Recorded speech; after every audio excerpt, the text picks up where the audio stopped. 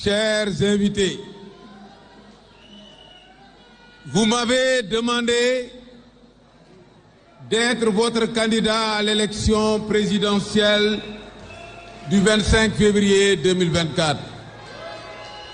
N'est-ce pas? Je n'ai rien entendu. Est-ce que vous m'avez demandé d'être votre candidat? Alors, je vous remercie d'avance de votre confiance. Mais avant de répondre à votre importante sollicitation, je souhaite m'assurer d'avoir bien compris le sens de votre demande et la direction que vous avez indiquée. D'emblée, il me plaît de rappeler que je partage votre forte conviction que le droit à la nourriture, au travail, à la sécurité, à la santé et à l'éducation est un droit fondamental qui vaut tous les combats. Par conséquent, le bon cap est celui qui mène à l'effectivité de ce droit dans un pays souverain, dans la paix et l'harmonie. Votre engagement résulte d'un constat amer que je partage aussi. Je le sais, vous le savez mieux que moi.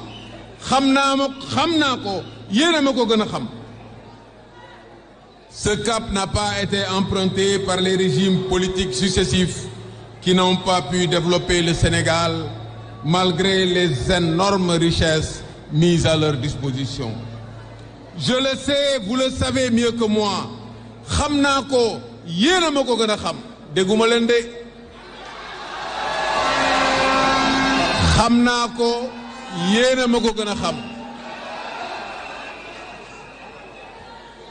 Je le sais, vous le savez mieux que moi. La plupart des Sénégalaises et des Sénégalais souffrent dans la dignité pour jouir de ce droit sans y parvenir. Je le sais, vous le savez mieux que moi. Nos compatriotes ont espéré, cru aux promesses, consenti des sacrifices, prié, pardonné et même oublié en se disant que demain sera mieux qu'aujourd'hui et hier. Votre engagement prend en compte un nouvel élan, un nouvel état d'esprit du peuple sénégalais. Je le sais, vous le savez mieux que moi. Les Sénégalaises et les Sénégalais n'acceptent plus de se laisser berner par des discours mielleux et les promesses sans lendemain. Ils sont devenus plus exigeants et c'est tant mieux. Je le sais, vous le savez mieux que moi. Nos compatriotes aspirent à un changement durable, à un Sénégal prospère, gouverné avec de fortes institutions pour le plus grand bien des travailleurs, des jeunes, des femmes et des entreprises. Je le sais, vous le savez mieux que moi. Il n'est plus possible de gouverner le pays comme avant, en trompant les populations avec des miettes et des os à manger, à ronger, parce que le monde se réveille. Je le sais, vous le savez mieux que moi.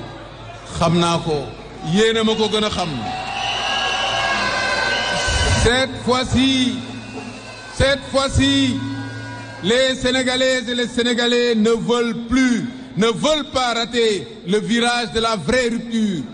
Une alternance politique adossée à un programme alternatif crédible, porté par une équipe compétente et sérieuse. Nos compatriotes ont déjà donné un avant-goût de leur détermination. Votre engagement repose sur une détermination sans faille. Je le sais, vous le savez mieux que moi. Les jours des entrepreneurs politiques sont comptés. Leur règne a été long et dur pour le peuple. Ils ont déstructuré le pays, annihilé les valeurs, avili les faibles d'esprit, bafoué les croyances et transformé l'État en machine à sous et en un instrument de règlement de compte politique.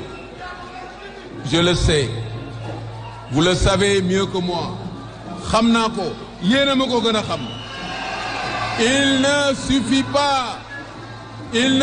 pas de compter les jours restants du régime politique sortant et du système de prédation de notre économie. Il faut contribuer à mettre fin au règne de ceux qui ont pillé notre pays pour leurs propres intérêts. Je le sais, vous le savez mieux que moi. Xam naa ko, yéen a ma ko gën a xam. Malgré ces forfaits, l'ancien régime ne tombera pas de lui-même. Il faut le pousser énergiquement à la porte avec vigilance et détermination, dans la paix et sans violence. Il ne faut leur accorder aucun prétexte ou aucune justification. Il faut vous boucher les oreilles quand leurs tenants, défenseurs et béquilles vous parlent. Ils n'ont fait que cela pendant 63 ans et nous en sommes là, pauvres et fatigués. À présent, l'heure de prendre le bon cap a sonné. Les Sénégalaises et les Sénégalais ont maintenant besoin de savoir quel cap emprunter, que faire, comment le faire, par où commencer, quels résultats attendre, quel avantage en tirer, quel avenir pour les générations futures. Prendre le bon cap, c'est d'abord mettre de l'ordre. Diagal. Le cap que nous indiquons suppose un préalable, la rupture, la vraie, celle-là. Pas la rupture du bout des lèvres. Cette rupture est indispensable. Elle a un nom, la réparation. Elle permet de mettre de l'ordre. Diagal, diagal, diagal. Cette rupture est attendue. Cette rupture est attendue. C'est pour cela que j'ai fait mienne les mesures que vous avez énumérées. Rompre, c'est couper le cordon ombilical avec les pratiques politiques malsaines, sans pitié, sans remords, avec des ciseaux bien limés.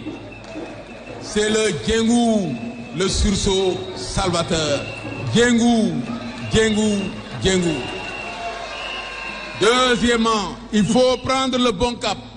Prendre le bon cap, c'est construire. Tabac, tabac, tabac.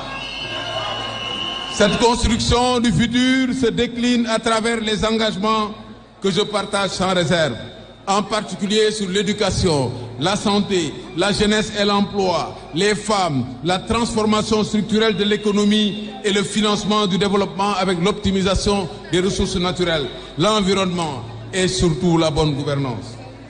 Voilà ma lecture de la direction que vous voulez emprunter pour offrir un nouveau visage au Sénégal. Un visage plus joyeux, plus apaisant, qui vous a coûté tant d'efforts et de sacrifices.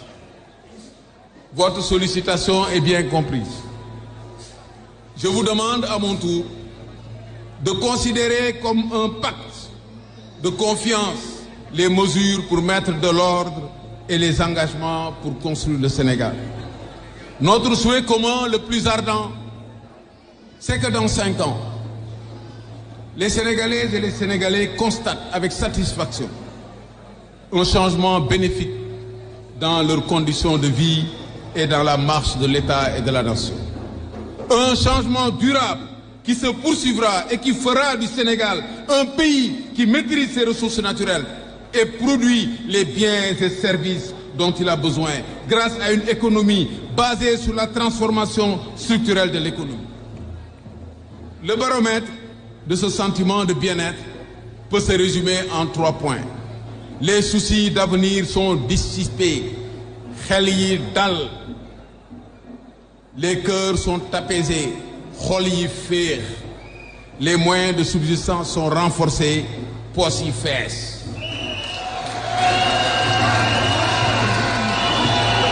xel yi dal xol yi féex poos yi fees